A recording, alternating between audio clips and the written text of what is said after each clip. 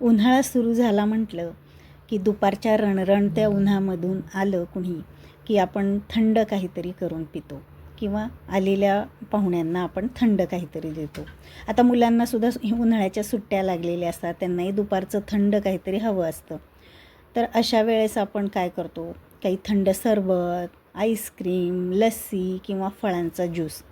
आपण जेव्हा मुलांना खाण्यासाठी फळं आणलेली असतात त्यावेळेस मुलं ही फळं अजिबात खात नाहीत. आता हीच फळं जर त्यांच्या पोटात जाण्यासाठी आपण वेगवेगळ्या प्रकारे काही जर फळांचे ज्यूस केले तर मुलं नक्कीच आवडीने पितील. आता हेच फळं जर आणलेली असतील आपण त्यांच्या ज्यूसमध्ये शरीराची आपली उष्णता कमी होण्यासाठी त्यामध्ये वेगवेगळे जर इन्ग्रेडियंट आपण त्यामध्ये वापरले तर मुलांना अगदी शरीरासाठी अतिशय चांगलंच आणि आवडीने पितील. कारण फळं जर खात नसतील तर ज्यूस तर नक्कीच आवडीने पितील. तर आज आपण बनवतो आहे खरबुजाचा मस्त टेस्टी असा ज्यूस. नमस्कार, मी रेश्माज रेसिपीमध्ये आपलं खूप खूप खूप स्वागत. तर बघा, मी एक खरबूज घेतलेलं आहे. आता वेगवेगळ्या ठिकाणी त्याला वेगवेगळी नावं आहेत, तर आम्ही खरबूज म्हणतो. तर हे आहे एक खरबूज मी घेतलं आहे. तर आणतानाच पिकलेलं बघून आणायचं. तर आता आपण याच्यात 2 भाग करूयात. तर आतमध्ये बघा अशा पद्धतीने त्याच्या बिया असतात, तर त्या आपण आता पहिल्यांदा काढून घेऊयात. तर हाताने काढू शकता किंवा चमच्याने सुद्धा तुम्ही काढू शकता. तर अशा पद्धतीने आपण आता ह्या बिया एकदा काढून घेऊयात, म्हणजे आपल्याला मिक्सरवर फिरवताना त्या बिया बारीक होणार नाहीत. तर आता या काढण्यासारख्या असतात म्हणून त्या लगेच आपण काढून घेऊयात. तर बघा, आता आपण ह्या बिया त्यातल्या काढून घेतलेल्या आहेत. आता याच्या आपण छोटे छोट्या फोडी करून घेऊया,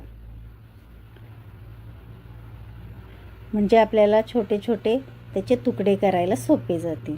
तर अशा पद्धतीने आपण आता त्याचे काप करून घेऊयात. आणि आता त्याची जी साल आहे ती काढून घ्यायची.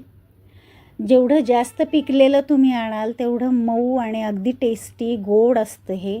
त्यामुळे कडक बघून आणू नका, थोडंसं पिकलेलं आणा.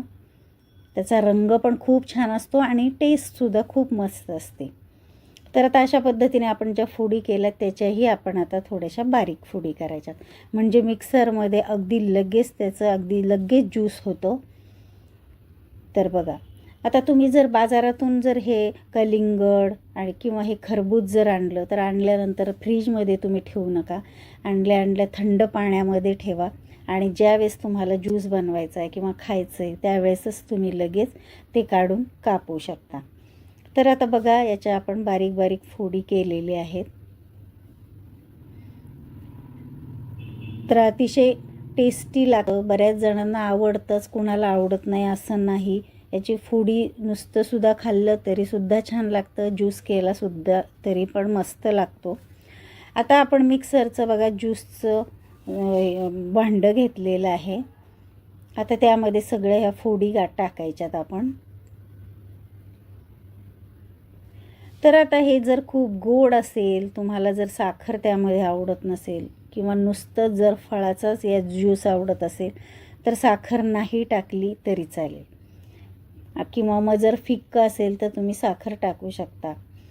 तर आता हे मीडियम गोड आहे, तर मी 3 चमचे साखर टाकलेली आहे त्यामध्ये आणि अर्धा ग्लास पाणी टाकायचं आहे. जास्त दाटसर पण नको, पिता येण्यासारखं ठेवायचं आहे म्हटल्यानंतर तुम्ही आता जसं तुमचं जेवढं तुम्ही घेतलेलं आहे खरबूज त्या पद्धतीने तुम्ही तेवढ्या अंदाजानुसार पाणी टाकू शकता. आणि आता हे मिक्सरवर आपण आता फिरवून घेऊयात. तर चांगलं भरपूर असं फिरवून घ्यायचं आहे. जेवढं जर कडक असेल तर त्यातल्या ज्या कडक जो भाग असतो फोडींचा तर तो राहतो. तर बघा, आता हे असं फिरवून घेतलेलं आहे. तर यातसुद्धा आता थोड्याशा फोडी राहिलेल्या आहेत बघा. तर आता आपण गाळून घेऊयात. आणि जर तुम्हाला गाळून नसेल घ्यायचं किंवा थोडंसं खात प्यायचं असेल तर गाळून नाही घेतलं तरीसुद्धा चालेल. तर आता आपण हे गाळून घेऊयात. तर आता मी मोठी चाळणी घेतलेली आहे. आता हे चमच्याने हलवून आपण गाळून घेऊयात, म्हणजे वर हे जो कडक भाग आहे खरबुजाचा तो वर राहील आणि मस्त असा स्मूथ असा ज्यूस आपल्याला मिळेल. तर असंच आता हलवून सगळं ज्यूस आपण आता गाळून घेऊयात. तर याचा रंगसुद्धा बघा ओरिजिनल तुम्ही बघू शकता, अगदी किती छान असतो. टेस्टसुद्धा खूप मस्त असते. तर या दिवसात कलिंगड, खरबूज भरपूर प्रमाणात असतात आणि हे जे पाणीदार फळं असतात ती खाल्लेली खूप छान. आपलं डिहायड्रेशन जे होतं ते कमी प्रमाणात होतं, त्यामुळे हे खाल्लेलं खूपच चांगलं. त्यामुळे फोडी खा किंवा ज्यूस करून प्या. तर त्यामुळे आपलं जे शरीर आहे, शरीराचं तापमान व्यवस्थित राहतं. तर बघा आता आपण हे सगळं व्यवस्थित गाळून घेतलेलं आहे. अशा पद्धतीने हा ज्यूस आपण तयार झाला आहे. जर तुम्हाला थोडंसं दाटसर जर वाटलं तर त्यामध्ये तुम्ही बर्फ टाकू शकता किंवा थंड पाणी टाकू शकता. तर आता आपण हे ग्लासमध्ये आपण सर्व करूयात. तर आता या पद्धतीचे मी ग्लास घेतलेले आहेत. त्यामध्ये आता पहिल्यांदा आपण टाकूयात आईस क्यूब. मी 2 ते 3 बर्फाचे खडे टाकलेले आहेत त्यामध्ये.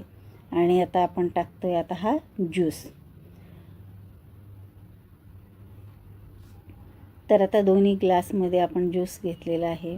आता एवढ्याच याचे आपण जवळपास 4 ते 5 ग्लास भरतील एवढा ज्यूस आपला तयार झालेला आहे. आता यातच आपण मी सब्जा 2 तासापूर्वी भिजत घातलेला होता पाण्यामध्ये, तो त्यामध्ये टाकायचा आहे. सब्जा अगदी केसांसाठी चांगला असतो, भूक वाढीसाठी चांगला असतो, शिवाय थंड असतो. तर सर्वांसाठी शरीराला ह्या उन्हाळ्यामध्ये चांगलंच असतं. त्यामुळे प्रत्येक ज्यूसमध्ये, सरबतामध्ये तुम्ही हे सब्जा बी टाकाच नक्कीच. तर बघा आता अशा पद्धतीने सगळं आपण मिक्स करून घ्यायचं आहे आणि हा ज्यूस छान असा एन्जॉय करायचा आहे. तर आता तुम्हाला हा ज्यूसचा व्हिडिओ कसा वाटला मला कमेंट करून पण सांगा. आणि इतरसुद्धा व्हिडिओ तुम्हाला कसे वाटतात, तुम्ही पाहताय पण सबस्क्राईब केलेलं नसेल, आपल्या चॅनलला तुम्ही नवीन असाल तर नक्की आपल्या चॅनलला लाईक करा, शेअर करा आणि सबस्क्राईब पण करा. चला तर मग भेटूयात अशा छान छान नवनवीन रेसिपींच्या व्हिडिओमध्ये. तोपर्यंत बाय बाय, टेक केअर.